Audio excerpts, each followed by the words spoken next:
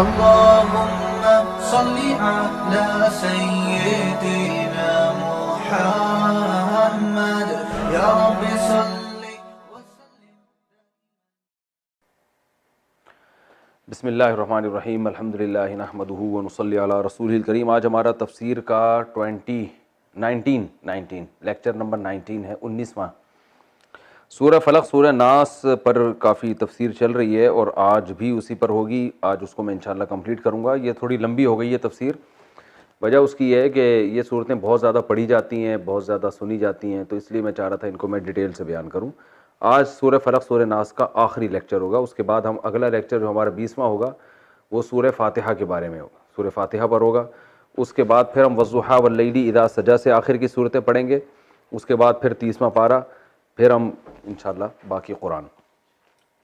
تو لیکن آپ لوگ کم از کم 30واں پارہ تو مکمل پڑھیں، باقی قرآن جس نے پڑھنا ہے پڑھ لے، نہیں پڑھنا ان کی مرضی ہے، لیکن 30ویں پارے کو میں کہوں گا کہ آپ لوگ لازمی پڑھیں، کیونکہ وہ نمازوں میں پڑھا جاتا ہے، سنا جاتا ہے، اس میں آپ کو انشاءاللہ بہت فائدہ ہوگا۔ سورہ فلق سورہ ناس کی تفسیر کے ضمن میں کل میں نے جادو کی حقیقت بیان کی تھی، جادو کسے کہتے ہیں، اس کی اقسام کیا ہیں، بہت تفصیل سے۔ انشاءاللہ اب جادو کے بارے میں اللہ نے چاہا تو آپ پریشان نہیں ہوں گے، اور کوئی جادو کے نام پہ آپ پر جادو کرنے کی کوشش نہیں کرے گا انشاءاللہ۔ آج جو ہے نا سورہ فلق سورہ ناس کی تفسیر میں کہ کن کن چیزوں سے پناہ مانگی گئی ہے، کیوں مانگی گئی ہے، اس پر بات کروں گا۔ قل اعوذ برب الفلق، صبح کے رب کے ذریعے میں پناہ مانگتا ہوں، من شر ما خلق، جو چیزیں بھی اللہ نے پیدا کی ان تمام چیزوں کے شر سے۔ یہ تو ایک تمہید کے طور پر ہے، اور پھر جو خاص چیزیں ان کو الگ سے بیان کیا گیا۔ من شر ما خلق ومن شر غاسق اذا وقب، تاریک رات کے شر سے جب وہ پھیل جائے۔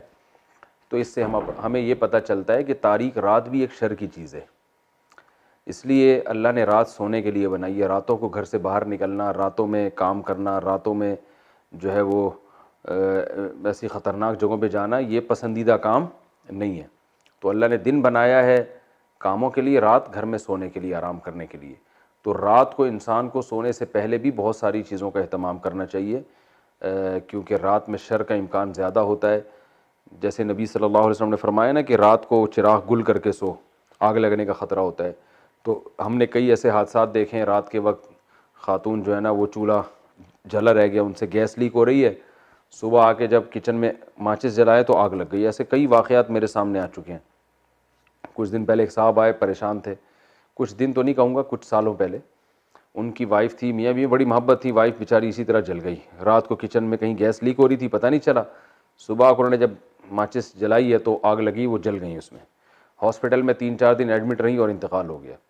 تو رات کو نا ایسے غافل ہو کے سونا کہ پڑے ہوئے ہیں، کچھ ہوش ہی نہیں ہے، ہو کیا رہا ہے، یہ غلط ہے۔ اس لیے اللہ نے حکم دیا کہ اللہ سے بھی پناہ مانگو اور اسباب بھی اختیار کرو۔ رات میں بچے بعض دفعہ ڈر جاتے ہیں، خوف زدہ ہو جاتے ہیں، اور لوگ سیکیورٹی کا پورا انتظام نہیں کرتے رات میں۔ تو ومن شر غاسق اذا وقب ومن شر النفاثات فی العقد، پھونکنے والیوں کے شر سے جو گروہ میں پھونک لگاتی ہیں۔ تو جادو میں نے بتایا تھا کہ یہاں عورتیں اس لیے ہیں کہ یہ کام خواتین زیادہ کرتی ہیں، اور یا اس سے مراد پوری ایک جماعت ہو سکتی ہے کہ جادوگروں کی ایک جماعت ہوتی ہے جو یہ کام کرتے ہیں۔ تو جماعت کو کے لیے مؤنث کا صیغہ استعمال کیا گیا ہے۔ تو بہرحال عورتیں ہوں یا مرد ہوں تو ان کے شر سے بھی پناہ مانگنے کا ہمیں حکم دیا گیا ہے، اور بس اسی طرح پناہ مانگی جائے گی کہ زبان سے یہ الفاظ کہہ دیے جائیں۔ اس کے لیے حصار کھینچنے، یہ جو عامل لوگ کرا رہے ہوتے ہیں نا، حصار کھینچ لے، اب یہاں کوئی جن نہیں آئے گا، یہ ٹوپی ڈرامے، ان سے کچھ بھی نہیں ہوگا۔ تو بس اتنا کافی ہے، یہ دعا پڑھ لیں، انشاءاللہ آپ کی حفاظت ہو جائے گی، اور ڈرنا چھوڑ دیں ان لوگوں سے۔ تو آپ دیکھیں پولیس والے جب جادوگروں کے پاس جاتے ہیں ان کو گرفتار کرنے کے لیے، کیسے اٹھا کے موبائل میں ڈال کے لے جاتے ہیں، یہ چیختے رہ جاتے ہیں ہم جن لے آئیں گے، چڑیل لے آئیں گے، بھوت لے آئیں گے، کچھ بھی نہیں ہوتا۔ پولیس والے 2 تھپڑ لگاتے ہیں، اٹھا کے ان کو لے جاتے ہیں جب گرفتار کرتے ہیں۔ تو ومن شر النفاثات فی العقد ومن شر حاسد اذا حسد، اور حسد کرنے والے کے شر سے جب وہ حسد کرنے لگے۔ یہ بہت اہم ہے۔ حسد کہتے ہیں کیونکہ اللہ تعالیٰ نے کو پتہ ہے کہ یہ چیزیں آپ کو نقصان پہنچائیں گی۔ حسد کہتے ہیں کسی کے پاس کوئی نعمت دیکھ کر یہ خیال ہونا کہ کاش اس کے پاس سے یہ نعمت ختم ہو جائے، میرے پاس آئے نہ آئے اس سے غرض نہیں ہوتی حاسد کو۔ رشک کہتے ہیں، رشک، کہ آپ کے پاس کوئی نعمت ہے، دوسرے کو تمنا ہوئی کہ کاش میرے پاس بھی ہو، اس کو کہتے ہیں رشک۔ یعنی کہتے ہیں نا مجھے تو آپ پہ رشک آ رہا ہے بھائی، کہ اللہ نے آپ کو نوازا ہے, تو وہ کہ جیلیسی نہیں ہو رہی, دل جل نہیں رہا ہے, بلکہ خوشی ہو رہی ہے, تمنا یہ کہ کاش میرے پاس بھی ہوتی, تو یہ جائز ہے. لیکن اگر آپ کو حسد ہو رہا ہے کہ یار یہ کیا ہے, تو یہ خطرناک چیز ہے. اس لیے کہ جو حسد کرنے والا ہے وہ لاشعوری طور پر یا شعوری طور پر اپنے محسود کو, محسود جس پہ حسد کیا جائے, محسود کو نقصان پہنچاتا ہے. تو اللہ نے پناہ مانگنے کا حکم دیا, اس سے صاف پتہ چلتا ہے کہ یہ معمولی چیز نہیں ہے, یہ بہت ڈینجر ہے. حاسد کے شر سے پناہ مانگنے کا حکم دیا جب وہ حسد کرنے لگے, کیونکہ حاسد جب حسد کرتا ہے, کیا مطلب جب حسد کے اثرات ظاہر ہونا شروع ہو جائیں. بعض لوگ ایسے ہوتے ہیں ان کو حسد ہوتا ہے لیکن وہ کرتے نہیں ہیں حسد, یعنی طبی طور پر ان کو تکلیف تو ہوگی آپ سے لیکن وہ کچھ نہیں کرتے. لیکن میجورٹی کیا ہے کہ جب ان کو حسد ہوگا تو کچھ نہ کچھ تو آپ کے خلاف کریں گے. سب سے پہلا کام آپ کی غیبت لازمی کریں گے. وہ مثال کے طور پر آپ کے پاس ایک دم بہت پیسہ آ گیا, آپ نے بتایا بھائی میرے پاس بہت پیسہ آ گیا ہے, تو جس کو جیلسی ہوگا نا وہ کیا کرے گا, وہ ایک دم جلنا شروع ہو جائے گا, پھر لوگوں کے سامنے آپ کی غیبت کرے گا, پتہ نہیں کہاں سے پیسہ آ گیا ان کے پاس ہیں, اور جو ہے نا کوئی پتہ نہیں ہے حرام ہے حلال ہے, کام کرتے نہیں ہیں. تو وہ حالانکہ اس کی کوئی تحقیق نہیں ہوگی, اور بڑی بڑی گاڑیاں لے کے گھوم رہے ہیں, لینڈ کروزر میں گھوم رہے ہیں, گھڑیاں ایسی, غریبوں کا خیال, کچھ نہ کچھ الٹا سیدھا وہ پھینکے گا لازمی, جس کا نقصان کیا ہوگا, معاشرے میں آپ کی جو عزت تھی اس میں بہرحال کمی ہوگی. تو عزت اللہ کی بہت بڑی نعمت ہے, کیونکہ عزت جب ہوتی ہے تو لوگ آپ کی بات سنتے ہیں, آپ بہت کچھ کر سکتے ہیں. جب عزت ہی چلی گئی تو سب کچھ ختم. تو اس لیے جو عقل مند لوگ ہیں نا وہ سب سے زیادہ اپنی عزت بچانے کی فکر کرتے ہیں, اور جن کی عزت ہی نہیں ہوتی ان پہ وہ لطیفہ ہے نا. ایک آدمی کسی محلے میں گیا, واپس آ کے کہنے لگا کہ شکر ہے یار اس علاقے میں میری عزت نہیں ہے. تو انہوں نے کہا کیوں, کہہ رہے ورنہ آج بہت بے عزتی ہو جاتی ہے. ٹھیک ہے, تو بعض لوگ ایسے بھی ہیں جو عزت اس لیے نہیں حاصل کرتے کہ جب عزت ہوگی تو بے عزتی کا خطرہ بھی ہوتا ہے, تو اس لیے بعض لوگوں نے کہ یہ پالیسی ہے. تو خیر, تو حسد جو ہے نا یہ قرآن سے بھی ثابت ہے اور احادیث سے بھی ثابت ہے.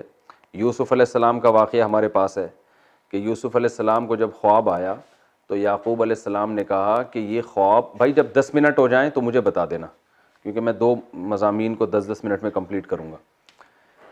تو یوسف علیہ السلام نے جب خواب سنایا نا اپنے ابا کو, تو ابا نے کیا کہا, لا تقصص رؤیاک علی اخوتک, اپنے بھائیوں کو یہ خواب مت سنا. حالانکہ دیکھیں پیغمبر کے بیٹے ہیں, کتنی اچھی تربیت ہوئی ہوگی ان کی, اس کے باوجود یعقوب علیہ السلام کہہ رہے ہیں اپنے بھائیوں کو اتنا اچھا خواب مت سنانا, وہ کوئی الٹی تدبیر تمہارے خلاف کریں گے.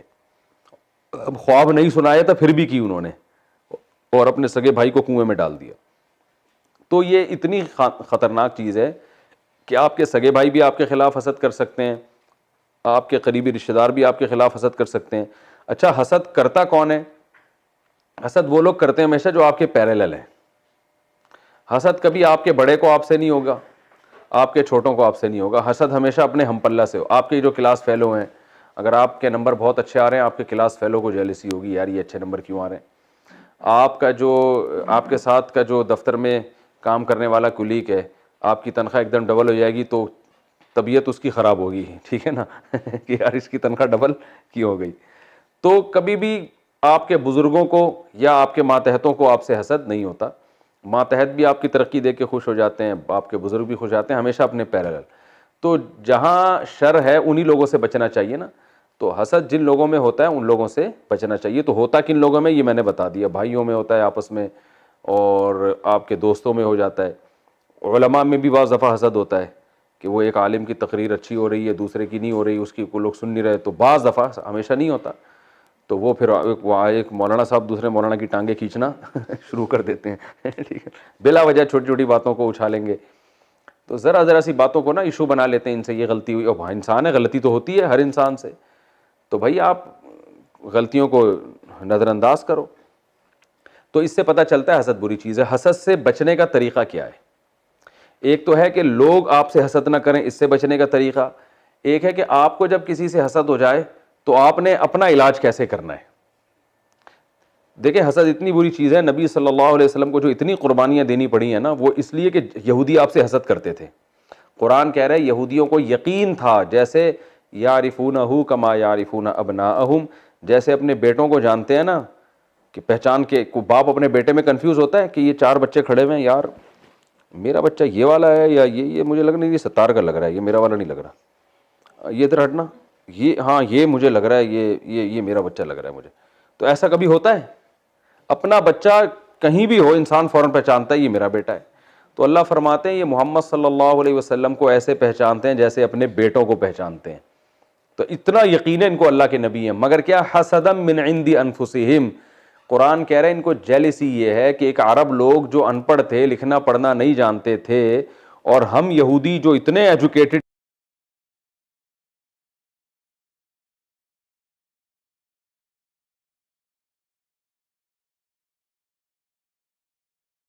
یہ فرمایا کہ اللہ کا فضل ہے، جس کو چاہتا ہے اللہ عطا کرتا ہے. شیطان کیوں تباہ ہوا؟ حسد میں. آدم علیہ السلام کو جب اس نے دیکھا کہ بھئی مجھے حکم دیا رہا ہے اس کو سجدہ کرو، تو طبیعت خراب ہونا شروع ہو گئی اس کی. ٹھیک ہے نا، اس سے پہلے اللہ کی عبادت کرتا تھا اور اللہ کے سامنے سجدہ بھی کرتا تھا، ہر بات مانتا تھا. اللہ نے کہا کہ ٹھیک ہے آدم کو سجدہ کرو، تو کہنے لگا یہ تو نہیں ہو سکتا، حالانکہ حکم اللہ کا ہے، مگر سجدہ چونکہ آدم کو ہے، بھئی یہ تو نہیں ہو سکتا، یہ چھوٹا میں بڑا، میں کیوں سجدہ کروں. تو اللہ نے دربار سے نکال دیا اس کمبخت کو، پھر بھی نہیں باز آیا. پھر حسد کی آگ میں جب انسان جلتا ہے نا تو وہ غلطی کو ضرب دیتا چلا جاتا ہے، یعنی ظلم در ظلم کرتا ہے. اب اللہ نے آدم کی وجہ سے شیطان کو نکالا تو شیطان کو افسوس ہونا چاہیے تھا، یار یہ تو اللہ کی نظر میں آدم علیہ السلام کو بہت بڑا مقام ہے، مجھے سوری کرنا چاہیے. شیطان نے کہا نہیں، اس آدم کی وجہ سے تو نے نکالا ہے نا، اب تو میں بدماشی پہ پورا اتروں گا، اب تو میں اس خود بھی جہنم میں جاؤں گا، اس کو بھی لے کے جاؤں گا. تو یہ ہے. مجھے یاد ہے کہ ایک دفعہ واقعہ ہوا تھا، کسی دوست نے بتایا، میں نے خود نہیں دیکھا.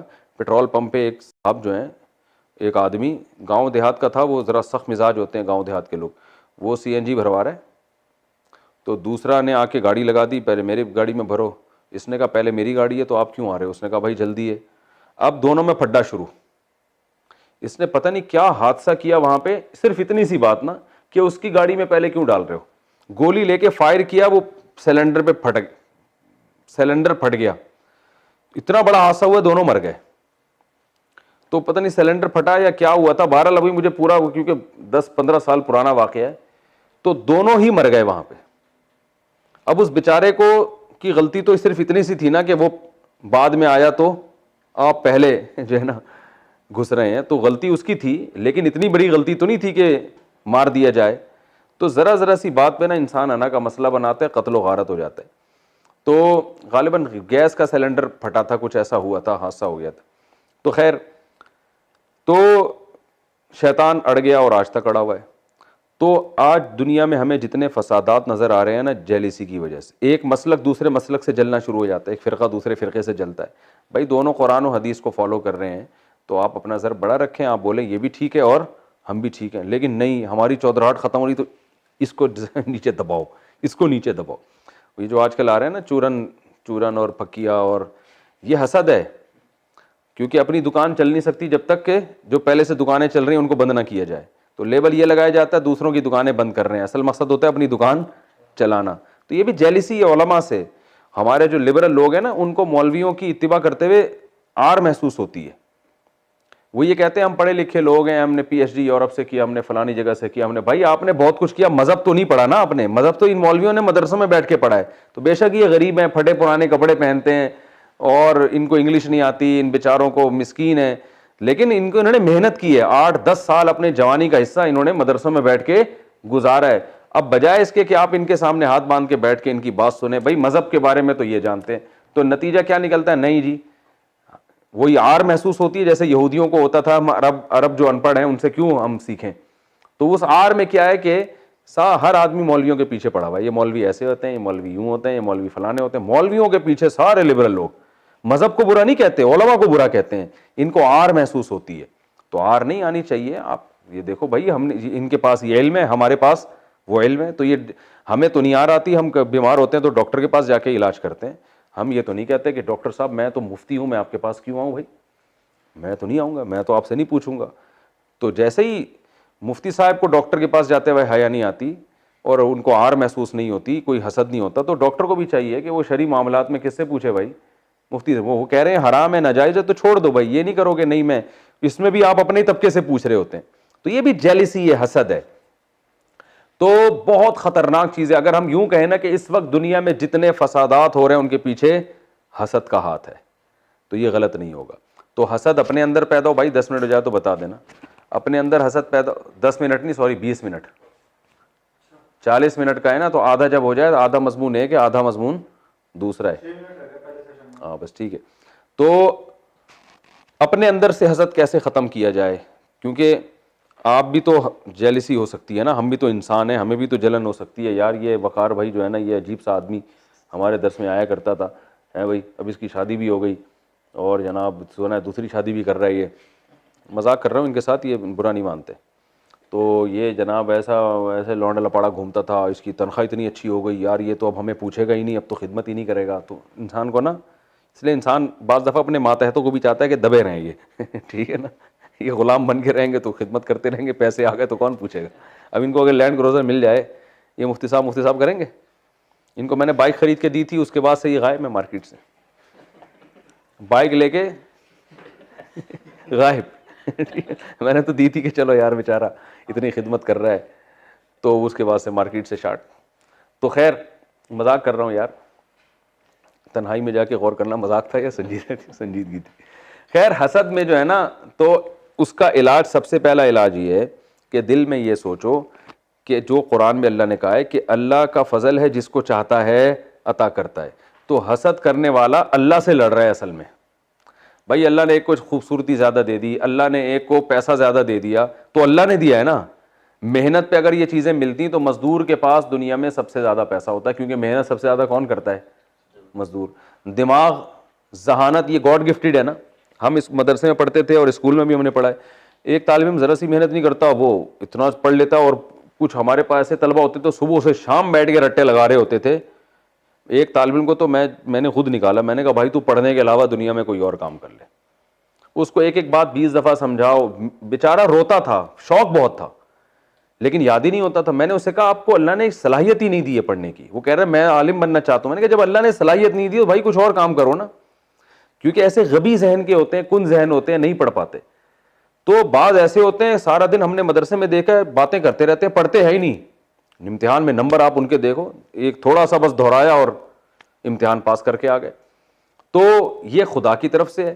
تو بس دیکھ لو بھائی اللہ نے اس کو دماغ اچھا دے دیا, اب تو کیا کریں, دے دیا اللہ نے, دے دیا تو شکر ادا کرو, صبر کرو. بھائی اللہ نے اس کو وہ چیز نہیں دی, آپ کو کوئی اور چیز دے دی ہے.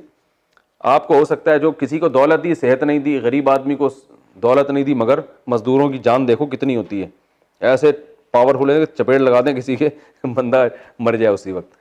تو کسی کو اللہ نے کوئی صلاحیت دی, کسی کو کوئی صلاحیت دی. تو سب سے پہلے حسد کا علاج ہے کہ اللہ کی صلاحیتوں کے بارے میں سوچنا چاہیے کہ یہ اللہ نے دی ہیں, تو جو کام اللہ نے کیا ہے تو ہم حسد کرتے ہیں جب لڑ رہے ہیں تو یہ اللہ سے لڑ رہے ہیں, یہ اس سے نہیں لڑ رہے. تو تقدیر پہ راضی ہونا چاہیے. اور دوسری چیز سوچنی چاہیے, دنیا مسافر خانہ ہے, کسی کے پاس کتنی بھی بڑی نعمت ہے وقتی طور پر ہے, تھوڑے دنوں میں ختم ہو جائے گی. جیسے ماں نے ایک بچے کو کھلونا دیا دوسرے کو نہیں دیا, اب یہ والا بچہ رو رہا ہے تو ماں کہتی ہے تھوڑی دیر میں اس سے واپس لے لوں گی, چپ کرانے کے لیے دیا ہے ٹھیک ہے نا, واپس لے لوں گی میں. تو اللہ نے بھی کسی کو حکومت دے دی, کسی کو صحت دے دی, کسی کو عزت دے دی, کسی کو شہرت دے دی, کسی کو دولت دے دی, تو بہت کچھ ہے. تو جس کو یہ چیزیں نہیں ملی وہ کہے بھائی اس کو کون سا ہمیشہ کے لیے دی ہے, یہ بھی مر جائے گا اور ہم بھی مر جائیں گے, مرنے کے بعد صاحب ختم. تو پھر جو عمل ہے وہ آخر جائے گا. اور تیسری چیز کیا ہے کہ جس سے حسد ہو رہا ہے نا اس کے لیے دعا کرے انسان تنہائی میں, اے اللہ تو نے اس کو یہ نعمت دی, میری تجھ سے دعا ہے کہ تو اس کو اور زیادہ نعمت دے.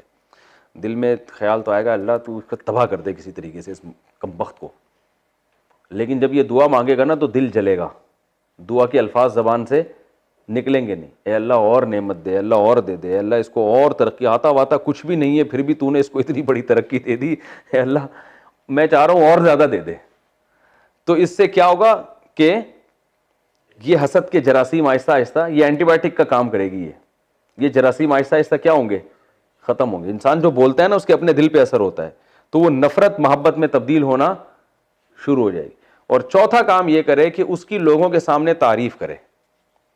حاسد کیا کرتا ہے کہ بلا وجہ گھما گھما کے برائیاں لا رہا ہوتا ہے کہ تاکہ وہ نیچا ہو جائے کسی طریقے. ابے اس کو جو عزت ملی ہے, ابے اس کے پاس جو علم ہے, ابے ہمیں پتہ ہے, سارا دن تو ایسے ہی گھومتا رہتا ہے, پتہ نہیں کیا کہاں سے اس نے ہے پھینکتا رہتا ہے ایسے ہی، بس لوگ کرتے ہیں باتیں نا. میں تو کمنٹس پڑھ رہا ہوتا ہوں نا اپنے بارے میں بھی پڑھتا ہوں، دوسرے علماء کے بارے میں بھی پڑھتا ہوں، تو ایسے کرتے رہتے ہیں لوگ. تو بھائی تعریف کرنی چاہیے، جس کو حسد ہو رہا ہے بولے بھائی یہ ماشاءاللہ اللہ نے بڑی صلاحیت دی ہے. تو اس تعریف کا کیا ہوگا کہ دل تو جلے گا، یار میں پہلے ہی اس کی عزت سے پریشان ہوں اور میری تعریف سے کم بخت کی اور عزت ہو رہی ہے. تو نتیجہ یہ نکلے گا کہ اس کی عزت بڑھے نہ بڑھے، آپ کے اندر سے حسد کے جراثیم ختم ہو جائیں گے. اور یہ بات یاد رکھیں کہ جب آپ کے دل کو اللہ ایسا پاک بنا دے نا کہ آپ میں حسد ختم ہو جائے، تو یہ خود بخود لوگوں کے دل میں آپ کی عزت بڑھنا شروع ہو جاتی ہے. یہ اللہ کا عجیب قانون ہے کہ جو سب کے لیے اچھا سوچتا ہے نا، تو اس کے لیے خود بخود لوگ اچھا سوچنا شروع کر دیتے ہیں. یہ اللہ کا ایک نظام ہے کہ خود بخود جو ہے نا حالات اس کے حق میں سازگار ہونا شروع ہو جاتے ہیں. جو امارت نہیں چاہتا، لوگ چاہتے ہیں اس کو امیر بنائیں. مدرسوں میں ہم دیکھتے ہیں کہ جو استاذ جو ہے نا چاہتا ہے کہ مجھے بڑی کتابیں نہ ملیں، اس میں تواضع ہو، تو محتمم کی خواہش ہوتی ہے اس کو بڑی کتاب ملے، طلبہ کی خواہش ہوتی ہے اس کو بڑی کتاب ملے. یہ یعنی اللہ تعالیٰ اس کی محبت لوگوں کے دلوں میں خود بخود پیدا کر دیتے ہیں. یہ اللہ کا نظام ہے. اور جو بڑے بڑے کمالات ہو لیکن وہ چاہتا ہے کہ میں آگے نکلوں، تو اللہ لوگوں کے دل میں ڈال دیتے ہیں کہ ان کے دل میں اس کے کمالات کے ہونے کے باوجود ان کی لوگوں کی چاہت ہوتی ہے آگے نہ بجائے. تو آپ دیکھ رہے ہیں جو یوٹیوب پہ اور جو ایک دوسرے کے خلاف فتوے پھوڑتے رہتے ہیں نا، وہ ایسا ہے وہ یوں ہے، وقتی طور پر ان کی عزت بہت ہوتی ہے، مگر خود ان کے جو فالوورز ہیں تھوڑے دنوں کے بعد ان کی عزت کرنا چھوڑ دیتے ہیں. عزت ہمیشہ اسی کی ہوتی ہے جو لوگوں کی خیر خواہی چاہتا ہے. تو یہ حسد کا علاج ہے. اور لوگوں کی حسد سے کیسے بچا جائے، اس کا طریقہ یہ ہے کہ اپنی نعمتیں کبھی لوگوں کے سامنے کھل کے بیان نہیں کریں، اپنی طرف نعمتوں کی نسبت نہ کریں. میرا یہ کمال میں نے دیکھا او بھائی کیا ہے، بس ٹھیک ہے کیا ہے، ساری دنیا کو پتہ ہے، میں یوں. یوسف علیہ السلام نے کہا تھا نا، خواب دکھایا تو یعقوب علیہ السلام نے کہا بھائیوں کو مت بتاؤ، بس ٹھیک ہے میں ابا ہوں مجھے بتا دیا بہت اچھی بات ہے، ٹھیک ہے نا، اللہ اس کو پورا کر لے گا. خام خواہ میں کیوں بھائیوں کو بتا رہے ہو؟ آج ہر چیز ہر ایک کو بتا دی جاتی ہے، تو ہر چیز ہر ایک کو نہ بتائیں، صرف اپنے خیر خواہ لوگوں کو بتائیں، جو آپ کے خاص چاہنے والے ہیں، جو دل سے چاہتے ہیں ان کو بتا دیں، ہر ایک کو نہ بتائیں. اس میں کیا ہوگا، وہ جیلسی. تو ہمارے استاد اساتذہ تو اس کا بڑا خیال کرتے ہیں کہ اپنی چیزیں لوگوں کے سامنے، اپنی جو نعمتیں اللہ نے دی ہیں نہ شیئر کی جائیں زیادہ، تو اس کا بڑا نقصان ہوتا ہے. تو نظر لگتی ہے نا اس سے، لوگ جو نظر تو عام طور پر انہی کی لگتی ہے جو حسد کی نگاہوں سے دیکھتے ہیں. تو بلا وجہ سب کے سامنے اپنی گاڑی لانا اور یہ میں نے گاڑی خریدی ہے، میں نے یہ خریدا ہے، میں نے یوں خریدا ہے. اور حسد اس طور پہ زیادہ ایک دم سے کوئی نعمت آ جائے تو میں لوگوں سے کہتا ہوں اگر آپ کے پاس ایک دم سے پیسے آ گئے تو ایک دم گاڑی نہیں خریدو، آپ رکشے سے آپ پہلے آؤ، جو ہے نا تھوڑی سی اچھی بائک خرید لو. جب لوگ اس سے تھوڑے مانوس ہو جائیں تو پھر تھوڑے سی ایک FX خرید لو آپ، پھر تھوڑے اس سے مانوس ہو جائیں تو ترقی کرتے کرتے پھر آخر میں لینڈ کروزر لے کر آؤ. کیونکہ اگر اللہ نے آپ کو پیسہ دے دیا اور اچانک لینڈ کروزر، تو یہ حسد کرنے والے نا اس کو لینڈ کروزر پہ نظر لگا کے اس کو رکشہ بنا دیں گے. حقیقت ہے یہ. تو نبی صلی اللہ علیہ وسلم نے فرمایا کہ نظر جو ہے نا ایسے لگتی ہے کہ اونٹ کو ہانڈی میں پہنچا دیتی ہے. اتنا بڑا تگڑا اونٹ ہوتا ہے، نظر لگانے والے کیا کرتے ہیں، وہ بیچارہ مر جاتا ہے اور ہانڈی میں پکڑا ہوتا ہے وہ. تو یہ حاسدی، اب وہمی نہ بنے کہ ہر ایک کو اسی نظر سے دیکھ رہے ہیں. اس دن میری گھڑی دیکھ کر گیا تھا، اس نے نظر لگوائی ہے. ہمارے یہاں وہم بھی بہت زیادہ ہے، تو وہمی نہ بنے، لیکن یہ کہ احتیاط بہرحال ضروری ہے. کتنا ٹائم رہ گیا؟ اب سورہ ناس کو میں کمپلیٹ کر دوں تو قل اعوذ برب الناس ملک الناس الہ الناس. اب دیکھیں پچھلی صورت میں اللہ نے ایک قسم اٹھائی تھی، قل اعوذ برب الفلق، صرف ایک واسطہ دیا کہ جو صبح کا رب ہے اس کی قسم اٹھائی. اور پناہ کتنی چیزوں سے مانگی گئی ہے؟ 3 چیزوں سے. من شر ما خلق ومن شر غاسق اذا، من شر ما خلق تو ایک عام ہو گیا نا، من شر غاسق اذا وقب رات سے، ومن شر النفاثات فی العقد جادو سے، ومن شر حاسد اذا حسد سے. تو ایک واسطہ دیا گیا کہ اللہ تو رب الفلق ہے، تو صبح کا رب ہے، 3 چیزوں سے تو ہمیں بچا لے. سورہ ناس میں 3 واسطے دیے گئے ہیں.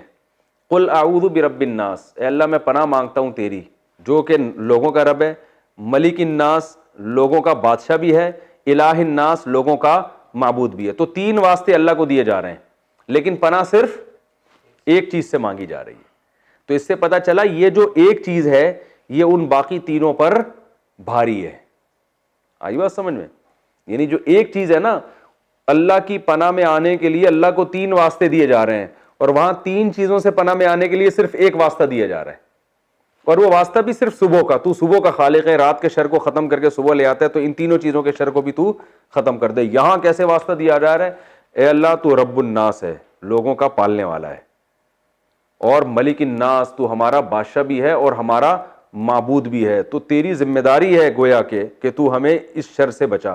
3 واسطے دے کر ایک چیز سے پناہ مانگی جا رہی ہے, وہ کیا ہے؟ من شر الوسواس, وسوسے ڈالنے والوں کے شر سے. یوسوس فی صدور الناس, جو لوگوں کے دلوں میں وسوسے ڈالتے ہیں, من الجنتی والناس, جنات میں سے بھی ہوتے ہیں اور انسانوں میں سے بھی. پتہ یہ چلا کہ پچھلی 3 چیزوں پہ یہ جو ایک شر ہے نا وسوسے کا, یہ تینوں پر کیا ہے؟ بھاری ہے. تو جنات تو وسوسے ڈالتے ہیں تو شیطان کے ہوتے ہیں. شیطان کے وسوسے کیسے ہوتے ہیں؟ وہ آپ کو لمبی لمبی امیدیں دلائے گا, اور شیطان کے وسوسوں کو تو سب مانتے ہیں. شیطان یہ کرے گا, بھائی ابھی تو لمبی زندگی ہے, اور بہت بڑی زندگی ہے, ابھی صدقہ آخر میں کر لینا, خیرات آخر میں کر لینا, ابھی تو عیاشی کی عمر ہے, ابھی تو توبہ میں بہت ٹائم ہے, ابھی تو لائف کو انجوائے کرو. ایسی چیزیں چاہ کے نا توبہ کو ڈیلے کرتا رہتا ہے اور مروا دیتا ہے انسان کو, ٹھیک ہے نا. یہ تو شیطان کے وسوسے ہیں. لوگوں کے وسوسے بھی اللہ فرماتے ہیں بہت خطرناک ہیں. لوگوں کے وسوسے کیا ہیں جو آج کل چل رہے ہیں یوٹیوب پہ, فیس بک پہ, کہ جو بالکل گراؤنڈ ریئلٹی ہوتی ہے نا, یعنی چڑھتے سورج کی طرح ایک چیز ہم دیکھ رہے ہیں, اس کو مشکوک بنا دیں گے پروپیگنڈا کر کے. یعنی ایک آدمی نے دیکھا سورج نکلا ہوا ہے, اس کو یقین ہو گیا سورج ہے, میں اپنی آنکھوں سے دیکھ کر آیا ہوں, یوٹیوب پہ ایک کلپ آ جائے گا, یہ جو سورج ہے نا جو فلاں تاریخ کو جو کراچی میں طلوع ہوگا, یہ سورج نہیں ہے. ٹھیک ہے, یہ سورج نہیں ہے. پھر کیا ہے بھائی؟ یہ چاند ہے, اور یہ چاند ہے, اور یہ اس دفعہ چاند جو ہے نا مشرق سے نکلا ہے, یہ اصل میں دجال کا ہے. اتنا یعنی ایک یقینی چیز کو پروپیگنڈا کر کے یہ سازش ہے, یہ سورج نہیں ہے. وہ آدمی کو شک ہو جائے گا پتہ نہیں یہ سورج ہے یا نہیں ہے. تو ان کے شر کی وجہ سے نا ہر یقینی چیز کیا بن جاتی ہے؟ مشکوک. لہذا انسان کوئی فیصلہ کر ہی نہیں پاتا کہ صحیح سمت ہے کیا اور غلط ہے کیا. یہ آج کل ہو رہا ہے. اللہ کا وجود, اس پر اللہ نے اتنے دلائل قائم کیے ہیں, اتنا بالکل چڑھتے سورج کی طرح اس کا یہ یقینی ہے. لیکن جو ایتھیسٹ لوگ ہیں انہوں نے کیسی بکواسات کر کے اللہ کے وجود کو مشکوک بنا دیا. ابھی کل ایک صاحب مجھ سے ملے, کل کی بات ہے, پرسوں کی بھی نہیں. گاڑی میں ہم بیٹھے ہوئے جا رہے ہیں, وہ ٹیچر ہیں کسی اسکول کے, کہنے لگے یونیورسٹی میں پڑھاتے ہیں, کہہ رہے ہیں یار یونیورسٹی میں ایتھیزم بہت پھیل رہا ہے, اور ہمارے ایک ٹیچر ہے وہ بھی ایتھیسٹ ہیں, انہوں نے عجیب دلیل دی, میں تو چکرا گیا. میں نے کہا کیا دلیل دی؟ کہہ رہے انہوں نے دلیل یہ دی کہ دیکھو گاڑی میں بیٹھے ہوئے ہم جا رہے تھے, ایکسیلیٹر پہ جب پاؤں رکھو تو گاڑی چلتی ہے, روکو تو گاڑی رک جاتی ہے. تو یہ خدا کیا ہوتا ہے؟ ہر چیز اسباب سے ہو رہی ہے. سمجھ رہے ہیں بات کو؟ یہ خدا کیا ہوتا ہے؟ ہر چیز کس سے ہو رہی ہے؟ اسباب سے. بھائی اللہ تھوڑی چلا رہا ہے گاڑی, ادھر پاؤں رکھوں گا تو چلے گی, بریک لگاؤں گا تو رکے گی. تو اللہ کہاں ہے؟ سب کچھ ایسا ہی ہو رہا ہے. میں نے کہا یہی اتنی بڑی دلیل ہے خدا کے وجود کی, یہ جو دلیل دینا ہے ایکسیلیٹر. میں نے کیسے پتا چلا؟ گاڑی کمبخت جب تک کوئی چلانے والا ہو چلتی نہیں ہے, روکنے والا ہو رکتی نہیں ہے. تو یہ گاڑی پیدا خود سے کیسے ہو سکتی ہے؟ اور اس کائنات میں ایک اتنی سی گاڑی خود سے نہ رک سکتی ہے نہ چل سکتی ہے. یہ پوری کائنات بغیر کسی پیدا کرنے والے کے کیسے پیدا ہو گئی اور کیسے چلنا شروع کر دیا؟ اور سورج چاند کے گرد اور چاند سورج کے گرد, یہ سارا سسٹم کیسے وجود میں آ گیا؟ اور بیج میں جناب زمین پہ ڈالو تو تناور درخت نکل آتا ہے. بیج میں سافٹ ویئر اتنے ٹیکنیکل قسم کے کیسے انسٹال ہو گئے بھائی خود بخود؟ اور پھر جناب وہ جب بیج نکلتا ہے اور درخت بنتا ہے, درخت میں سے ہر آم کے اندر وہی بیج دوبارہ ہوتا ہے, اور ہر بیج میں دوبارہ درخت پیدا کرنے کی صلاحیت. تو میں نے کہا ان کمبختوں کو خدا کی کوئی پھٹکار پڑی ہے ان کے اوپر, ٹھیک ہے نا, کوئی گناہ ان سے ہوا ہے کہ بدیہی چیزیں ان کے سامنے کیا ہو گئی ہیں. تو جو چیز خدا کے وجود کی دلیل ہے اسی کو, جیسے ایک آدمی کہہ رہا ہے سورج نکلا ہوا ہے, دلیل کیا ہے؟ آؤ میں لا کے تمہیں دکھاتا ہوں. اب لا کے دکھا دیا, کہہ رہا ہے یہ چاند ہے نا. تو جو مشاہدہ سورج کے وجود کی دلیل ہے اسی مشاہدے کو آپ الٹی دلیل کے طور پہ لے کے جا رہے ہو. تو میں نے کہا یہی تو دلیل ہے کہ بھائی یہاں تو گاڑی پاؤں ایکسیلیٹر دبائے بغیر گاڑی نہیں چلتی ہے, تو یہ کائنات خود سے کیسے چلنا شروع ہو گئی؟ خود سے کوئی ہے تو صحیح جو چلانے والا ہے اس کو, پہلی دفعہ تو کسی نے بنایا ہے اس کو. تو ہر چیز میں ان لوگوں نے کیا ڈال دیا؟ کمبختوں نے شک ڈال دیا, اللہ کے وجود میں شک ڈال دیا. اسلام کو مشکوک بنا دیا. اسلام کے مقابلے میں کسی مذہب کو آپ کمپیئر کریں تو کوئی اسلام کے مقابلے میں کوئی کھڑا ہونے کے لیے تیار ہی نہیں ہے, ایسا مذہب ہے. لیکن آپ دیکھو اسلام پہ اتنے اور بے فضول باتوں پہ وسوسے ڈالے ہوئے ہیں. امی عائشہ سے شادی کی 9 سال کی عمر میں, اتنی کم عمر لڑکی سے شادی کیوں کی, یہ تو ظلم ہے. بھائی جس پہ ظلم ہوا ہے وہ ماننے کے لیے تیار نہیں ہے, وہ ساری زندگی اس پہ فخر کرتی رہی ہے, ان کے لیے اس سے بہتر کوئی رشتہ تھا ہی نہیں. یہ مدعی سس گواہ چس والی بات ہو گئی نا. میں کہتا ہوں نا کہ عیسائی سے میری بات ہو رہی تھی, انہوں نے کہا یار اتنی سی بچی سے شادی ہوئی. میں نے کہا چلو اس وقت تو آپ کہہ سکتے ہیں کم عمر تھی, تو بعد میں ان کو اعتراض ہونا چاہیے تھا نا کہ میرے ابا نے میرے ساتھ معاذ اللہ نقل کفر زیادتی کو, تو بعد میں بھی خوش ہیں اور ساری زندگی اس پہ فخر کرتی رہی ہیں. تو جب وہ بھی خوش ہیں تو تمہیں کیوں تکلیف ہو رہی ہے بھائی. تو عجیب فضول قسم کی جو ہے نا وہ عیش و عشرت والے ہوتے ہیں, معاذ اللہ. عیاشی آپ صلی اللہ علیہ وسلم کا مزاج ہوتا تو 40 دن گھر میں بھوکے رہتے. وہ جس حدیث میں یہ آتا ہے کہ آپ نے ایک کم عمر سے نکاح کیا, انہی حدیثوں میں یہ بھی ہے کہ 40 دن آپ کے گھر میں چولہا نہیں جلتا تھا. تو ہر چیز میں شک پیدا کر دیا, ہر چیز میں. پھر یہ جو ہمارے فرقہ پرست لوگ ہیں, انہوں نے ہر چیز میں شک پیدا کر دیا, وہ بھی غلط, وہ بھی غلط, وہ بھی غلط, وہ بھی جو ہے نا احادیث کے اپنی طرف سے توڑ موڑ کے پیش کرنا. ہر وہ چیز جس پہ مسلمان متفق چلے آ رہے تھے, ایک یقینی چیز تھی, اس میں کیا پیدا کر دیا. غامدی صاحب کو دیکھو نا, مسلمانوں کا متفقہ عقیدہ عیسیٰ علیہ السلام آسمانوں پہ زندہ ہیں, قرب قیامت میں آئیں گے, اس میں شک ڈال دیا. یہ توفع کو گھمایا پھرایا, توڑوڑا مڑوڑا ہے بھائی. اور انما حرم ربی الفواحش ما ظہر منها وما بطن والاسم والبغی, اسم کا ترجمہ کرنے حق تلفی, جو کہیں کسی ڈکشنری کی کتاب میں لکھا ہی نہیں ہے. اب اسم کا ترجمہ حق تلفی کہیں بنتا ہی نہیں ہے, لیکن ترجمہ مارکیٹ میں لانچ کر دیا. اب پبلک تھوڑی جا کے ہر چیز کی ڈکشنری اٹھا کے دیکھے گی, چکر میں ڈال دیا. ٹھیک ہے نا, لوگ کہہ رہے ہیں کچھ تو ہے, یہ مولوی لوگ کچھ تو الٹی باتیں کرتے ہیں. جنت کے بارے میں محترم سے پوچھا گیا جنت کہاں ہے, کہا یہی دنیا ہی جنت ہے بس, اور یہی عورتیں حوریں ہیں. او بھائی وہ جو قرآن میں آتا ہے کہ ہم نے ان کو وہاں سے جنت ہی کی مٹی سے بنایا اور وہ خیموں میں ہمیں ان عورتوں کو, خوبصورت عورتوں کو بند کر دیا, وہ کیا ہے, اس کی بھی گھما کے تعویل کریں گے. وہ خیموں سے یہی خیمے ہیں, وہی جو بیان یوٹیوب پہ بیٹھے گا نا سارا دن, وہ کہے گا یار یہ کیا ہے, کیا صحیح کیا ہے, غلط کیا ہے. بھائی صحیح وہ ہے جو 1400 سال سے چلا آ رہا ہے, غلط وہ ہے جو یہ کمبخت جو ہے نا مختلف قسم کے لوگ فتنے پیدا کر رہے ہیں قرآن و سنت کو توڑ موڑ کے. تو یہ ہیں وہ وسوسہ ڈالنے والے جو لوگوں کے دلوں میں وسوسے ڈالتے ہیں. اور اللہ نے ان کی صفت بیان کی خناس, ان کا کام ہے جو ہے نا انگلی توڑ کے نکل جانا. خناس کا مطلب یہ, جیسے وہ مشہور علمی کتابی ہے نا, انگلیاں توڑ توڑ کے فتنہ پھیلا دیا. اب ہم جب ان سے کہہ رہے ہیں سامنے بیٹھو, ہم ان دلائل کا جواب دیں گے, پتلی گلی سے نکل لیے, کیونکہ جو چکر میں لوگوں کو ڈالنا تھا وہ ڈال دیا, فتنہ پھیلا دیا. اب ہر عالم ان سے کہہ رہا ہے بیٹھو بھائی, ہم مناظرہ نہیں کرتے, آپ ان سوالات کا ہمارے سامنے جواب دو. نہیں جی جواب نہیں دینا, تو صرف انگلیاں توڑنی ہے چکر میں. وہ میں اکثر وہ واقعہ سناتا ہوں نا, ایک نابینا آدمی کہیں سفر کر رہا تھا. نابینا آدمی جو ہے نا وہ کہیں بیٹھا ہوا, اس کو کہیں سفر پہ جانا تھا, کوئی لفٹ نہیں مل رہی تھی, تو ایک آدمی اونٹ پہ اپنی بیوی کو لے کے جا رہا تھا. تو اس نابینا نے کہا کہ اس کے ساتھ جو بھی قائد تھا اس نے کہا یار اس کو بھی بٹھا لو, بیچارہ نابینا ہے. اس نے کہا چلو ٹھیک ہے. اپنی بیوی کو اس آدمی نے پیچھے کیا, خود بیگم کے آگے بیٹھا اور نابینا کو اپنے آگے بٹھا لیا کہ چل بھائی تو آگے بیٹھ, تجھے اتار دیتے ہیں. اب دوسرے شہر جب داخل ہوئے تو اجنبی شہر تھا, تو نابینا نے شور مچایا کہ یہ میری بیوی ہے. یہ کون ہے, یہ عورت میری بیوی ہے. میں چونکہ نابینا تھا تو میری شادی اس سے ہوئی, تو اس کو جب آنکھوں والا بندہ مل گیا تو انہوں نے ابھی بیٹھے بیٹھے سیٹنگ کی اونٹ پہ. میں نے تو اس آدمی کو لفٹ دی تھی, اس نے کمبخت نے مجھے دھکا دے کے آگے کیا, خود میری بیوی کے ساتھ بیٹھ گیا اور جو ہے نا یہ میری بیوی ہے, شور مچا دیا. لوگ جمع ہو گئے, لوگوں نے پکڑ لیا سب کو. وہ تو اس کی بھی پہلے ڈاکومنٹیشن تو ہوتی نہیں تھی. وہ تو دوسرے نابینا کی بیوی پہ تو نے قبضہ کیا. اس نے کہا بھائی نہیں کیا, بیوی سے پوچھو. بیوی نے کہا نہیں, یہ نابینا سے میرا کوئی تعلق نہیں ہے, اور یہ جس کی آنکھیں نا یہی میرا شوہر ہے, یہ جھوٹ بول رہا ہے کمبخت. تو لوگوں نے اس نابینا سے کہا, نابینا نے کہا کمبخت.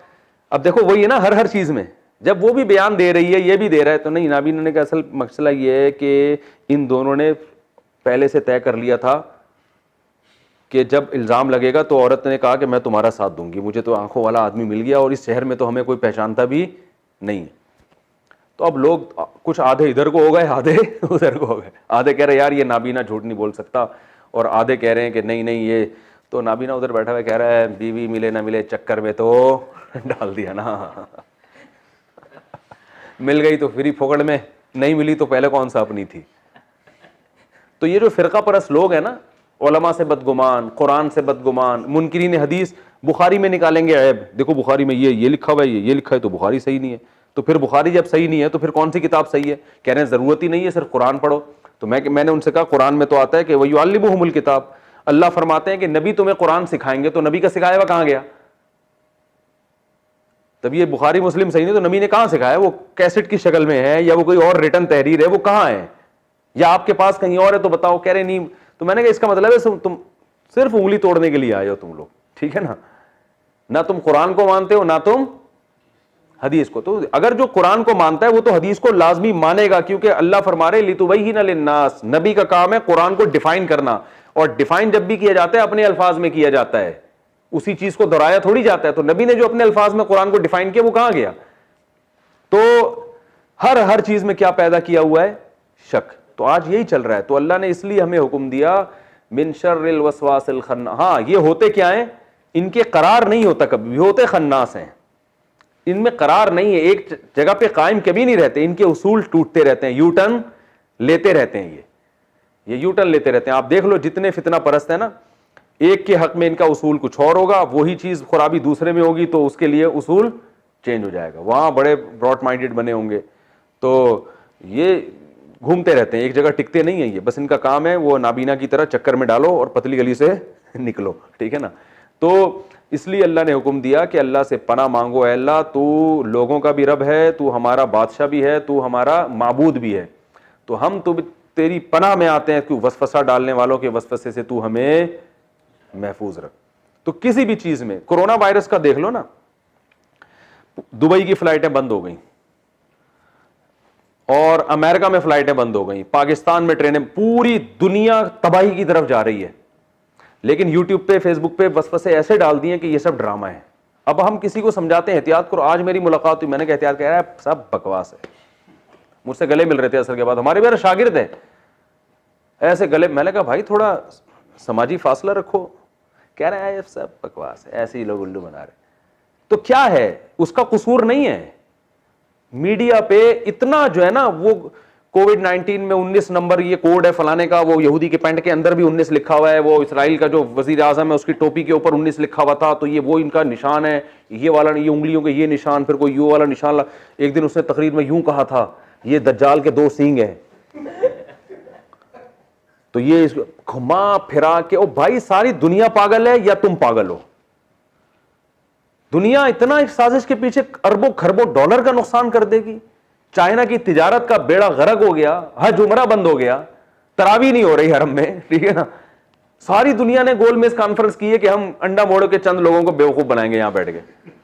تو یہ ہے نا, حقائق کو مسخ کر دیتے ہیں. کھلی ہوئی چیز جو آنکھوں سے نظر آ رہی ہے نا, نہیں مانیں گے. تو میں تو لوگوں سے کہتا ہوں یار, جو کیا نام ہے اتنی یقینی چیز ہے اس پہ ہمارے پاکستانی اور انڈیا کے لوگ ماننے کے لیے تیار نہیں ہیں, اور یہ کلپ بازیوں پہ جا رہے ہیں. ایک آدمی نے کہا آپ کے کوئی ریلیٹو کا کوئی انتقال ہوا, میں نے 5-6 لوگ بتا دیے جن کا انا للہ ہو چکا ہے کورونا سے. کہنا اب ہے صحیح ہے, اب ہے صحیح ہے. میں نے کہا دعا کرو اللہ تمہارے باپ دادا کی حفاظت فرمائے. میں نے کہا اللہ نہ کرے کسی بوڑھے کو کچھ ہو گیا نا, مر گیا, اللہ نہ کرے. پھر تم جو لوگوں کو بتا رہے ہو گے نا میرے ابا کا اللہ نہ کرے کورونا میں انتقال ہو گیا, لوگ کہیں گے کچھ اور ہوا ہوگا. پھر آپ 100 دفعہ بولو بھائی کورونا ہی ہوا تھا, بولیں گے نہیں کچھ اور ہوا. وہی ہوا نا, ایبٹ آباد میں ایک میجر تھے, ان کا کورونا سے انتقال ہوا. میجر کا تو ہوا, ایک اور بزرگ کا انتقال ہوا. فوراً ایک اگلے دن ویڈیو آ گئی کہ ان کو کورونا نہیں تھا, کورونا نہیں تھا, سب بکواس ہے, اور رپورٹیں. ان کے بچوں نے اپنے ابا کا ویڈیو بیان ڈال دیا انتقال سے 1 دن پہلے کا. وہ کہہ رہے ہیں بھائی مجھے کورونا ہے, آپ لوگ بھی احتیاط کریں. اگلے دن ان کا انتقال ہو گیا. تو وہ تو شکر ہے ان کی ویڈیو مل گئی, ورنہ وہ بھی تو ٹھیک ہے, گڑبڑ بھی ہوتی ہیں, لیکن اتنے حقائق کو. ایک صاحب نے رپورٹ پیش کی, چاند پہ انسان نے قدم رکھا ہی نہیں ہے, اخبار میں مضمون. میں نے کہا یہ ساری دنیا کو امریکہ نہیں بیوقوف بنا سکتا بھائی. چاند پہ جب قدم رکھا, جاپان کو بھی بیوقوف بنا دیا, فرانس کو بھی بنا دیا, جرمنی کو بھی بنا دیا, پاکستان کو بھی بنا دیا. ملکوں کے حکمرانوں کے پاس تو تحقیق کے وسائل بے انتہا ہوتے ہیں, سب کو بیوقوف بنا دیا, اور یہ اخبار میں مضمون لکھ رہا ہے کہ چاند پہ انسان نے قدم نہیں رکھا, اور دلائل. میں نے کہا ان دلائل سے میں نے کہا یہ جو ہے نا اس کا کاغذ کا جہاز بناؤ, ہوا میں اڑاؤ, بس یہ اخبار کا ساشا اس کام کے لیے بہت اچھا ہے. میں نے کہا مجھے پڑھانے کی بھی ضرورت نہیں. کہہ رہا آپ تحقیق کریں. میں نے کہا میں تحقیق کر کے کبھی بھی آپ کی بات نہیں مانوں گا. اتنے بڑی بڑی ساری دنیا مان رہی ہے کہ امریکہ کے سائنسدانوں نے چاند پہ قدم رکھا ہے اور یہ نئی چیز, اور ہوتی ہے تحقیقات, وہ کچھ نہ کچھ ہوتا ہے, وہ کون دیکھے گا وہ کتابیں جا کے کہ اس میں ہے بھی کہ نہیں ہے. تو وہ ابھی ایک کلپ آیا واٹس ایپ پہ, 2 ڈاکٹر انگلش میں بات کر رہے ہیں, کسی نے کہا یہ ثابت کر دیا انہوں نے کہ یہ سب فراڈ ہو رہا ہے. استاد صاحب نے, ہمارے جو استاد صاحب ہیں نا جن سے میں بیت, انہوں نے ترجمہ کروایا تو اس میں وہ اس موضوع کے متعلق بات تھی نہیں. کچھ پروپیگنڈا بھی ہوگا لیکن یہ نہیں کہ سب کچھ ہے ہی نہیں دنیا میں, یہ سب بے وقوف لوگ ہیں جو ہو رہا ہے. تو یہ ہے من شر الوسواس الخناس, کہ وسوسے ڈالنے والوں کے شر سے بھی اللہ پناہ مانگتا ہوں. اور آپ دیکھو یہ خناس بھی ہیں. کتنے صحافیوں نے پیش گوئی کی تھی کہ 15 اپریل کو کرونا ختم ہو جائے گا, 15 اپریل گزر گیا, ختم نہیں ہوا. خناس ہے نا, خناس کا مطلب یو ٹرن لے لیا, پی گئے, جیسے ہم نے کچھ کہا ہی نہیں تھا.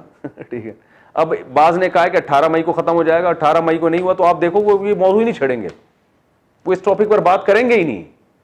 پبلک کو چاہیے ان سے پوچھیں آپ نے تو 15 اپریل بولا تھا, کہاں گیا وہ 15 اپریل؟ آپ کی تو بڑی ریسرچ تھی, تحقیقات تھی, آپ نے تو 18 مئی کا بولا تھا, کہاں گئی وہ 18 مئی؟